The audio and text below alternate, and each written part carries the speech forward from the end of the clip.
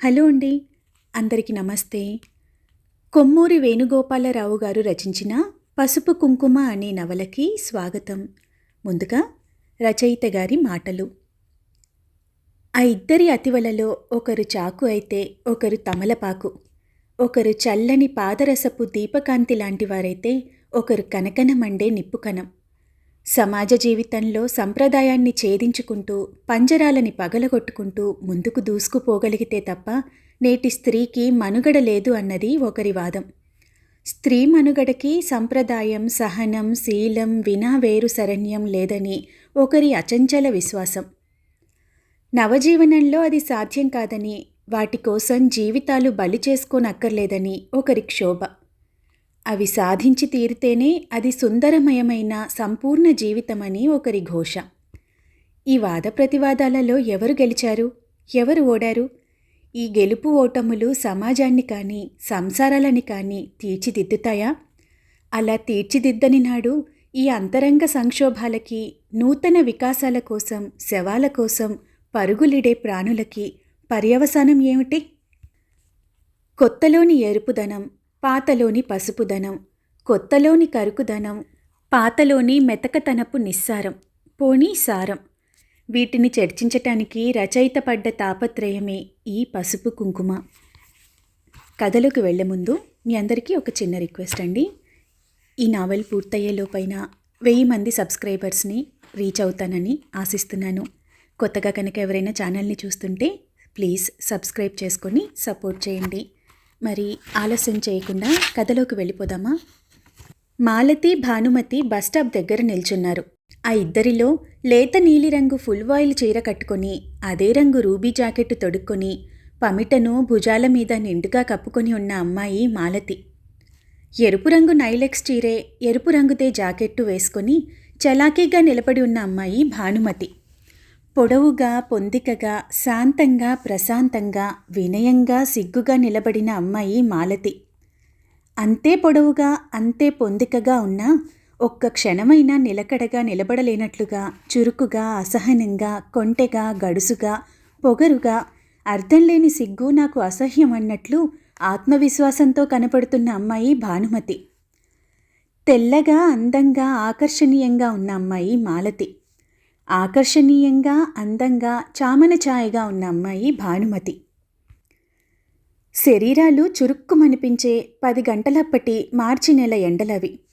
అప్పటికి 11వ 12వ wrist watch చూసుకున్న భానుమతి, అబ్బా ఈ బస్సు రాదేం బాబూ అంటూనే భక్కున నవ్వేసింది. దేనికి నవ్వుతున్నావు అన్నది మాలతి. ఆమె ఎందుకు నవ్విందో అర్థం కాక. అబ్బా ఈ బస్సు రాదేం బాబూ అన్న ఈ మాట ఏదో కథలో పెట్టిన శీర్షికలా లేదు? భానుమతి తరచూ ఇలాగే మాట్లాడుతూ ఉంటుంది. ఆమె పెదవుల మీదుగా ఒక్కో మాట బయటకు వచ్చే లోపల దాని తాలూకు అంశం ఇంకేదో మనసులో మెదులుతూ ఉంటుంది. ఒకసారి ఇలాగే జరిగింది. రాత్రివేళ గాజులు కొనుక్కొని చార్మినార్ ఛాయల్లో నడిచొస్తున్నాను. వెనుక నుంచి వస్తానన్నావు రాలేదేం అన్న మృదుమధురమైన కంఠం వినిపించింది. ఆ కంఠస్వరం విని పులకించిపోయాను. అన్నది ఎవరా అన్న ఆసక్తితో వెనక్కి తిరిగి చూశాను. ఆ చీకట్లో ఎవరో ముసలితాతతో మాట్లాడుతున్న 8 ఏళ్ల పాప ముఖం మసకగా కనిపించింది. ఆ ప్రక్కని ఓ యువకుడితో మాట్లాడుతున్న ఇంకో అమ్మాయి కనిపించింది.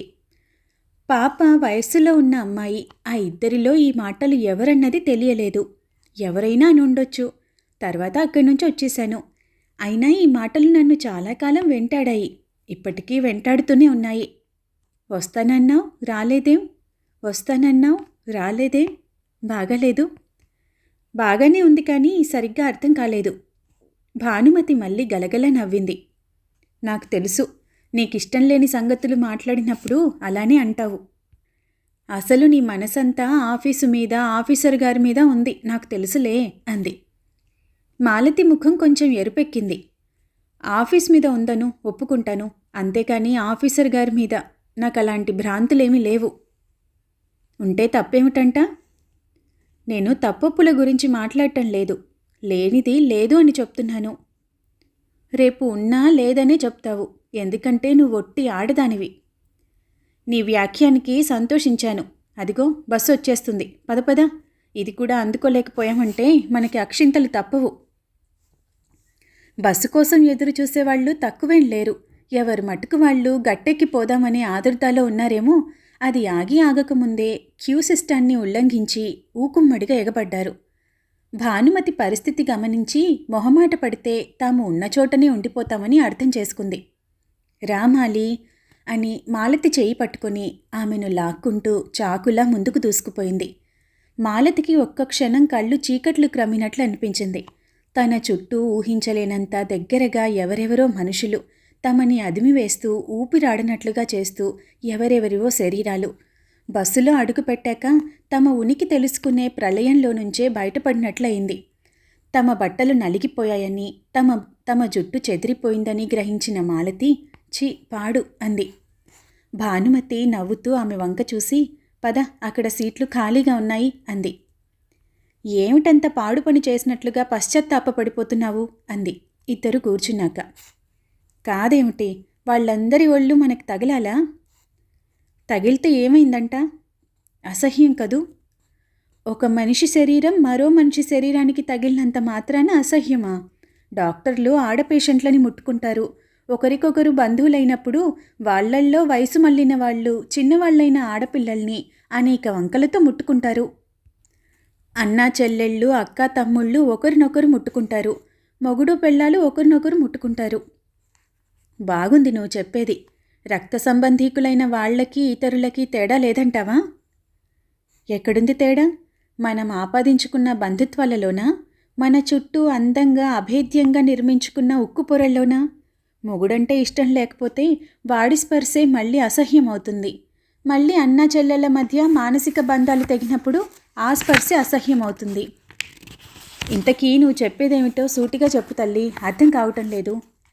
తెచ్చిపెట్టుకున్నట్టు మాలతి విసుగుదల చూసి భానుమతి కొంటెగా నవ్వింది.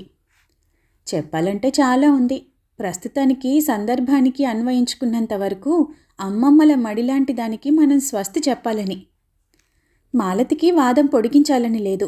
ఆమెకు జీవితం సాఫీగా, నిండుగా, నిర్మలంగా కనిపిస్తుంది. పొడిచినట్లు, జీవితపు లోతుల్లోకి వెళ్ళిపోయినట్లు, అగాధాల అంచులను తాకుతున్నట్లు మాట్లాడటం ఆమెకు భయం. బస్సు గమ్యం చేరేటంత వరకు ఆమె మౌనంగానే కూర్చుంది. ఆఫీస్కు చేరేసరికి 10:30 దాటిపోయింది. లోపలకు అడుగు పెడుతూ ఉంటే మాలతికి శరీరం చెమటలు పట్టినట్టుగా అయ్యి గుండె గబగబా కొట్టుకుంటుంది. చిన్నప్పటి నుంచి ఆమె దారిద్ర్యాన్ని రుచి చూస్తూనే ఉంది. టైపు, షార్ట్ హ్యాండ్ నేర్చుకున్నాక అష్టకష్టాలు పడితేనే కానీ ఈ ఉద్యోగం రాలేదు. ఎట్టి పరిస్థితుల్లోనూ తాను వెనక్కి వెళ్ళకూడదు. ముందుకే జరగాలంటే ఈ ఉద్యోగం నిలబెట్టుకొని తీరాలి. ఓసారి భానుమతి ముఖంలోకి చూసింది. ఆమెలో ఆ భయం కనపడుతున్నట్లు లేదు. ఈ ఉద్యోగం కాకపోతే మరొకటి అన్న భావం కొట్టుకొచ్చినట్లు కనపడుతుంది. బస్టాప్ నుంచి ఆఫీస్కి పర్లాంగ్ దూరానికి తక్కువ లేదు. బస్టాప్ నుంచి ఆఫీస్కి పర్లాంగ్ దూరానికి తక్కువ లేదు. ఎండలో నడిచి రావటం వల్ల ఎర్రబడిన ఆమె ముఖం, దానిమీద అలుముకున్న స్వేద బిందువులు, గబగబా నడిచి రావటం వల్ల వచ్చిన చిన్న వగర్పు భానుమతి మరింత అందంగా, కొత్తగా, శోభాయమానంగా కనపడ్డది. ఆఫీసులో అందరూ అప్పటికే వచ్చేసి ఎవరి స్థానాల్లో వారు కూర్చొనున్నారు. భానుమతి, మాలతి కూడా వాళ్ళ సీట్లలో కూర్చున్నారు. మేనేజర్ రూమ్ వంక భయం భయంగా చూసి మాలతి టైప్ మిషన్ ప్రక్కనున్న ఫైళ్ల మీద చేయి వేసింది. 5 నిమిషాలన్నా గడిచి ఉండదు. ప్యూన్ వచ్చి మేనేజర్ గారు రమ్మంటున్నారు అన్నాడు. ఇద్దరిలో ఎవరినైంది తెలియక తటస్థంగా అయినట్టు ఇద్దరూ ఉండిపోయారు. మిమ్మల్నేనమ్మా అన్నాడు ప్యూన్ మాలతి వంక చూస్తూ. ఎవరైతే ప్రతిదాన్ని చూసి ఎక్కువ ఉలిక్కి పడుతూ ఉంటారో వాళ్ల మీదనే సంఘటనలు విరుచుకు పడుతూ ఉంటాయి. మాలతి ముఖం వెలతెలా పోయినట్లు కాక భానుమతి కేసి జాలిగా చూసింది. భానుమతి నవ్వి పర్వాలేదు వెళ్ళి రమ్మన్నట్టు చూసింది. మాలతి ఇక విధి లేక లేచి తడబడుతున్న అడుగులతో మేనేజర్ గది వైపుకు నడిచి వెళ్ళింది. భారీ ఎత్తున నిర్వహించబడుతున్న ట్రాన్స్పోర్ట్ కంపెనీ అది. ఆ కంపెనీ యజమానులు మార్వాడీలు. దేశమంతటా ఆ కంపెనీకి బ్రాంచి ఆఫీసులున్నాయి. వ్యాప్తిలోనూ అంతస్తుల్లోనూ చాలా మంచి పేరు తెచ్చుకున్న కంపెనీ అది. కొన్ని వందల లారీలు, వ్యాన్లు ఆ కంపెనీ ఆధిపత్యంలో పనిచేస్తున్నాయి. హైదరాబాద్ ఆఫీస్కి మేనేజర్ చంద్రశేఖర్. మాలతి లోపలికి వెళ్ళి తప్పు చేస్తున్నట్లు తల ఉంచుకొని నిలబడింది. ఆమె సున్నితమైన చేతివ్రేళ్లు ముందు ఉన్న కుర్చీ పైభాగానికి ఆనుకొని మెల్లిగా వణుకుతున్నాయి. మేనేజర్ చిన్నవాడే, వయసు 25, 26 ఏళ్లుంటాయి. పొడగాటి విగ్రహమని కూర్చొనున్నా తెలుస్తుంది. మంచి తెలుపు ముఖం, క్రమశిక్షణ వల్ల ఏర్పడిన స్వచ్ఛత అది. క్రాఫ్ అందంగా వంకీలు తిరిగి ఉన్న బుద్ధిమంతుడైన బాలుడు అణిచి దువ్వుకున్నట్లు దువ్వుకొని ఆ వంకీలని నిర్దాక్షిణ్యంగా అణిచివేశాడు. విశాలమైన కళ్ళల్లో చురుకుదనంతో పాటు ప్రశాంతత కూడా నిండి ఉంది. కూర్చోండి అన్న కంఠం శాంతంగా వినిపించేసరికి మాలతి విస్మయంగా తల ఎత్తి చూసింది. అతను కోపంగా లేడు, చికాకుగానూ లేడు. మామూలుగా ఎప్పటిలాగా ఏమీ జరగనట్లే ఉన్నాడు. మీకోసమే ఎదురు చూస్తున్నాను, అర్జెంటుగా టైప్ చేయాల్సిన ఉత్తరాలు చాలా ఉన్నాయి అన్నాడు. పిడుగులు పడలేదు. మాలతి రక్తంలోకి ఒక్కసారిగా జీవం వచ్చినట్లయి ఆగిపోబోతూ మళ్ళీ సర్రున ప్రవహించినట్లయింది. ఉండండి, నోట్బుక్ తీసుకొని వస్తాను అంటూ గబగబా తలుపు తీసుకొని తన సీటు దగ్గరికి వెళ్ళి క్షణంలో సిద్ధమయ్యి బుద్ధిమంతురాలిలా అతనికి ఎదురుగా కూర్చుంది. అతను చెప్పుకుపోతున్నాడు. ఆమె షార్ట్ హ్యాండ్లో నోట్ చేసుకుంటుంది. 5-6 ఉత్తరాల దాకా డిక్టేట్ చేశాడు. ఈ మధ్యలో ఆమె తల ఎత్తి అతని వంక చూడలేదు. అతని పెదవులు కదులుతున్నాయి కానీ గోడవైపు నుండి చూపు మరల్చలేదు. డిక్టేట్ చేయటం పూర్తయింది. అప్పుడు మాత్రం తల ఎత్తి ఇహ వెళ్ళవచ్చునా అన్నట్లు చూసింది. త్వరగా పూర్తి చేసి పంపించండి. అవును, మీరుండేది ఆఫీస్కి బాగా దూరమా? మాలతి ఉలిక్కి పడింది. కోఠీలో ఉంటున్నామండి అంది నెమ్మదిగా. ఉంటున్నామంటే? నేను, భానుమతి. ఇద్దరు కలిసే ఉన్నారన్నమాట. ఆల్ రైట్, వెళ్ళి పని చూసుకోండి. అతను తల ఉంచుకొని ఫైలు చేతిలోనికి తీసుకున్నాడు. అమ్మయ్య అనుకుంటూ మాలతి తేలిగ్గా ఊపిరి పీల్చుకొని అక్కడి నుండి వచ్చేసింది. మాలతి ఆ ఉద్యోగంలో చేరి 3 నెలలయింది. అప్పటికే అక్కడ భానుమతి ఉంది. 6 నెలలయింది అందులోనికి వచ్చి. ఆమె టైపిస్ట్ కాదు, క్లర్క్. మాలతికి హైదరాబాద్ కొత్త. ఆమెలో కొత్తదనం, గగురుపాటు కనిపెట్టి భానుమతి, ఇన్నాళ్ళు నేను గర్ల్స్ హాస్టల్లో ఉంటున్నాను. అక్కడ అంతమంది అమ్మాయిల మధ్య ఉండటం నాకు ఇబ్బందిగా ఉంది. ఒక రూమ్ చూద్దాం, ఉండండి, ఇద్దరం కలిసి ఉందాం అంది. అమ్మాయిలతో కలిసి ఉండటం ఇబ్బంది అన్నారు. నేను అమ్మాయినే కదా అంది బెరుకుగా మాలతి. ఆ జోక్కి భానుమతి విరగబడి నవ్వింది. ఓ, అమ్మాయివేనా అంది అప్పుడే నువ్వు అని సంబోధిస్తూ. సహజత్వం 100కి 100 పాళ్ళు ఉన్న అమ్మాయిలా కనిపిస్తున్నావు, అందుకని నీతో పర్వాలేదులే. ఇద్దరూ కలిసి గట్టిగా ప్రయత్నించేసరికి వారం రోజుల్లోపునే గది దొరికింది. ఇప్పుడు 3 నెలల పరిచయమే అనుకోరు ఎవరు చూసినా కూడా. ఆ ఆఫీస్లో వాళ్ళిద్దరే అమ్మాయిలు. మధ్యాహ్నం లీజర్ టైంలో కాఫీ త్రాగటానికని అంతా బయటకు వెళ్ళిపోతున్నారు. వాళ్ళిద్దరూ సీట్ల దగ్గరే కూర్చుండిపోయారు. రామ్మోహనరావు అని ఓ క్లర్కు వాళ్ళ దగ్గరగా వచ్చి, మీరు కాఫీకి రారా అని అడిగాడు. ఈ పూట ఇక్కడికే తెప్పించుకుంటాము, మీరు వెళ్ళి రండి అంది భానుమతి. అయితే నేను ఇక్కడికే తెప్పించుకుంటాను, మీతో పాటు కబుర్లు చెప్తూ కూర్చుంటాను అని నిజంగానే కూర్చోబోయాడు రామ్మోహన్. దానివల్ల కొన్ని నష్టాలున్నాయి అంది భానుమతి వాడిగా. ఏమిటండోయ్ అవి అని అన్నాడతను దెబ్బతిని నవ్వటానికి ప్రయత్నిస్తూ.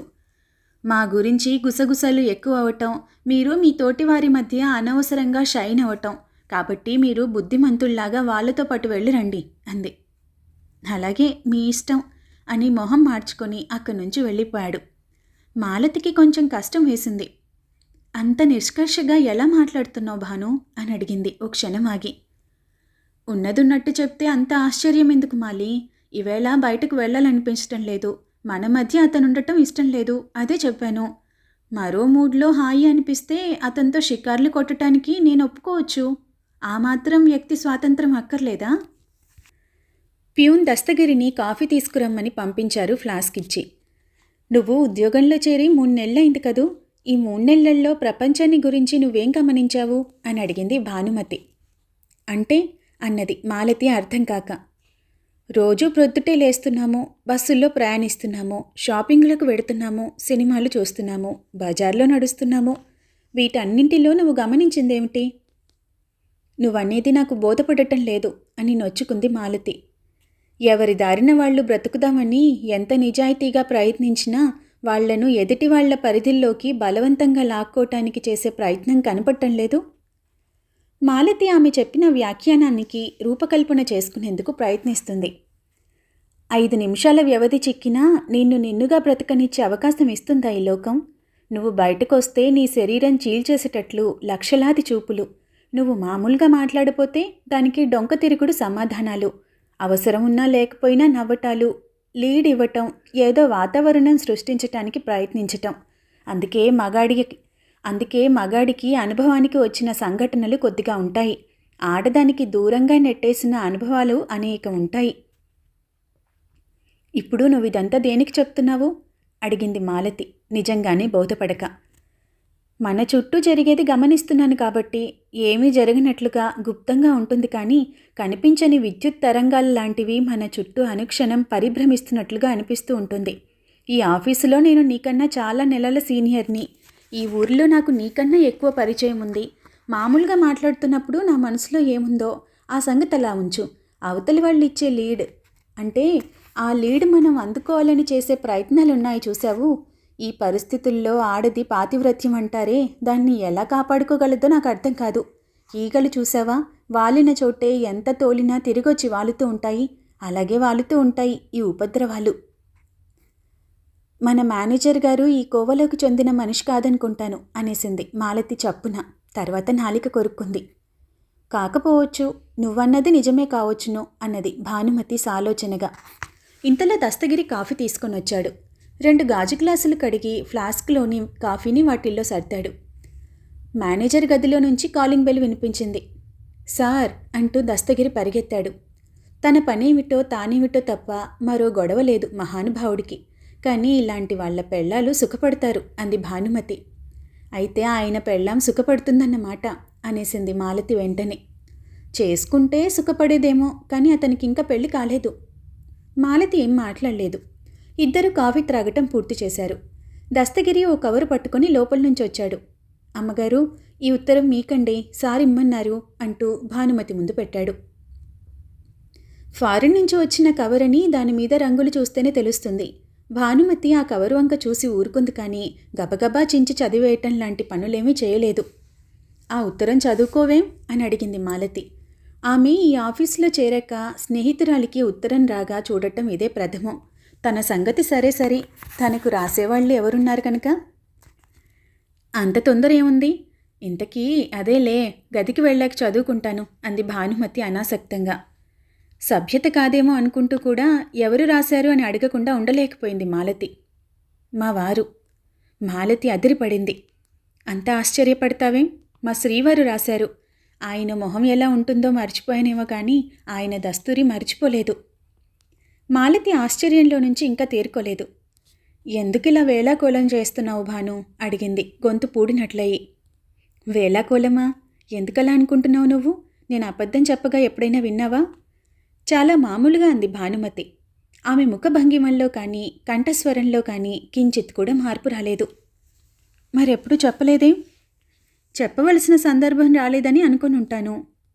ఇంతలో బయటకు వెళ్ళిన క్లర్కులందరూ బిలబిలమంటూ వచ్చేసాగారు. సద్దు పూర్తిగా అణగకముందే బయట ద్వారం నుంచి లోపలికి అడుగు పెడుతున్న ఆగంతకుణ్ణి చూసి అందరూ గబగబా లేచి నిలబడసాగారు. మాలతి భానుమతి కూడా అటు తిరిగి చూసేసరికి సేటు మోహన్ లాల్ సంచి సిల్క్ లాల్చి ముఖమల్ టోపీతో తన భారీ విగ్రహంతో ఆడంబరంగా కనిపించారు. స్నేహితురాళ్ళిద్దరూ కూడా చప్పున లేచి నిలబడ్డారు. మోహన్ లాల్ యథాలాపంగా ఆగినట్లు వాళ్ళ దగ్గర ఆగాడు. మీ స్నేహితురాలికి ఆఫీస్ పని అలవాటైందా అని అడిగాడు హిందీలో భానుమతి వంక చూసి నవ్వుతూ. అతని ఈ మధ్య హైదరాబాద్లో లేడు. వ్యాపార రీత్యాను సొంత పనుల మీద ఎక్కువ భాగం బొంబాయిలో ఉంటూ వచ్చాడు. తాను ఉద్యోగంలో చేరాక ఇది 2వసారే అతన్ని చూడటం మాలతి. భానుమతి తల ఊపింది. నువ్వు కొంచెం చిక్కినట్లు కనపడుతున్నావే అన్నాడు మళ్ళీ. లేదే, బాగానే ఉన్నాను. ఆల్ రైట్, పని చూసుకోండి అంటూ అక్కడి నుంచి కదిలి మేనేజర్ గదిలోనికి వెళ్ళిపోయాడు. మోహన్ లాల్ ఆ కంపెనీ ప్రొపరైటర్స్లో ముఖ్యుడు. అతనికి ఈ కంపెనీ ఒకటే కాకుండా ఫార్మాస్యూటికల్స్, ప్లాస్టిక్ సామాన్లు తయారు చేసే ఫ్యాక్టరీ వంటి సంస్థలలో భాగస్థుడిగా ఉన్నాడు. ఈ కంపెనీకి ఎప్పుడో ఒకసారి కానీ రాడు. బాధ్యతంతా మేనేజర్కి ఒప్పుచెప్పేస్తాడు. మాలతి మూడ్ని మార్చటానికన్నదో మరి దేనికో తిరిగి కూర్చున్నాక భానుమతంది. ఇంటర్వ్యూ టైంలో ఏం జరిగిందో తెలుసా? టైప్ మిషన్ మీద మాలతి వ్రేళ్లు కదిలిస్తూ కూర్చుంది జవాబు ఇవ్వకుండా. నా సొంత విషయాలు అడిగాడు. పెళ్ళయింది కదా, భర్తతో ఫారిన్కి ఎందుకు వెళ్ళలేదు అని అన్నారు. అతను అక్కడ సంపాదిస్తున్నాడని చెప్పావు కదా, అతను డబ్బు పంపించటం లేదా? ఉద్యోగం చేయాల్సిన అవసరం ఏమొచ్చిందని అన్నాడు. నా పర్సనల్ విషయాలు నీకు అనవసరమని చెప్పాను. మన దేశమంతటా అనేక బ్రాంచులున్నాయి. అవసరం వచ్చిన చోటుకు అన్న మాట ఒత్తి పలుకుతూ వంకరగా నవ్వుతూ ట్రాన్స్ఫర్లకి రెడీగా ఉండాలి అని అన్నాడు. అది నా ఇష్టాయిష్టాల మీద ఆధారపడి ఉంటుందని అన్నాను. నీ ఇష్టం కాదు, కంపెనీలో చేరాక మా ఇష్టం అన్నారు. నా ఇష్టం లేనిదే మీ ఇష్టాలు పని చేయమని చెప్పాను. ప్రక్కన వీడి పార్ట్నర్స్ కూర్చొని ఉన్నారు. వాళ్లలో గుజరాతీలో ముందు దీనికి ఉద్యోగం ఇద్దాం, తర్వాత అవకాశం చూసుకొని దీని పరితం పడదాం అన్నాడొకడు. అందరూ సరే అంటే సరే అనుకున్నారు. నాకు గుజరాతీ వచ్చినా అర్థం కానట్లు మెదలకుండా ఉండిపోయాను. ఇంకా మా ఇద్దరి మధ్య భరతాలు పట్టడం వరకు రాలేదు. భానుమతి ముగించి ఫైల్స్ ముందుకు లాక్కుంది. ఆమెకు చెబుతున్న మాటలు చెవులకు వినపడుతున్నాయి, అర్థమూ బోధపడుతుంది. కానీ మనస్సు ఎక్కడో ఉంది. 3 నెలల నుంచి తాను ఆమెతో కలిసి ఉంది. ఈ కాస్త పరిమితిలోనే సంవత్సరాల తరబడి కలిసిపోయి ఒకళ్ళ కోసం ఒకళ్ళు పుట్టినట్టు అయిపోయారు. భానుమతిని తానెన్నటికీ అర్థం చేసుకోలేననుకుంది. కానీ ఆమెకు ఎంత దూరంగా ఉన్నట్లు ఇప్పుడే బోధపడింది. తనకన్నా వయసులో 2-3 ఏళ్లు పెద్దదై ఉంటుందని ఊహించింది. కానీ ఇంత అనుభవం తన లోపల దాచుకొని ఉండగలదని భావించలేదు. అసలు ఇంత రహస్యం ఎలా దాచగలిగింది? ఎందుకు దాచింది? మాలతి చాలా సెన్సిటివ్. ఆమె మనస్సు కలిచివేసినట్లయింది. ఆమె సున్నితమైన వ్రేళ్లు టైప్ రైటర్ మీద యాంత్రికంగా పనిచేస్తున్నాయి, కానీ ధ్యాస మాత్రం కుదురుగా లేదు. మరి ఆ తర్వాత ఏం జరిగింది? వచ్చే భాగంలో తెలుసుకుందాం. ధన్యవాదాలు.